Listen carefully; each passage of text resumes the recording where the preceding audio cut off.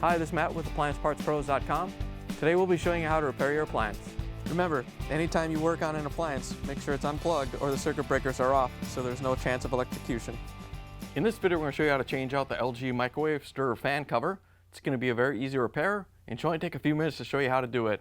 If you already have one of these, great. If not, you can click on the link below or get it at AppliancePartsPros.com. When you open up the package, you're going to get the new stirrer fan cover. The stirrer fan cover covers and protects the stirrer fan. The main reason you'd be changing it out is if it's damaged.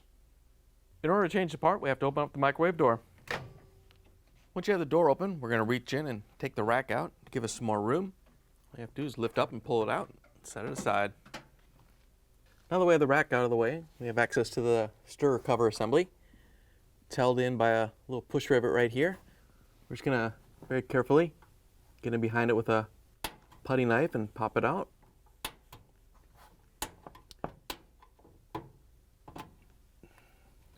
Once you have it off, you can pull it out of the microwave. Then you can see the arrows for open and close. So we're just going to turn it to open, and then the stirrer cover will drop down. Once you have it free, you can pull it off the microwave. Here's the old stirrer fan cover next to the new one. If you already have one of these, great. If not, you can get it at AppliancePartsPros.com. The stirrer fan doesn't come with the new one, so we're just going to have to swap it over. Just have to lift it off and set on the new one. To put the new stirrer fan cover in, we're just going to line it up so the rivet is almost right there in front.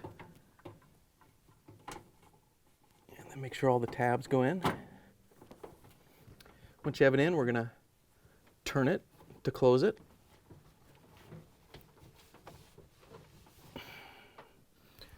Once you have it in place, we can put the push rivet in. To put it in, we're just going to use a needlenose pliers, and you just want to make sure the 4 little tabs go up into the opening. Once you have it started, you can just push up on it and lock it in. Now that you have the part installed, we can put the rack back in. To put it in, all you have to do is set it onto the feet.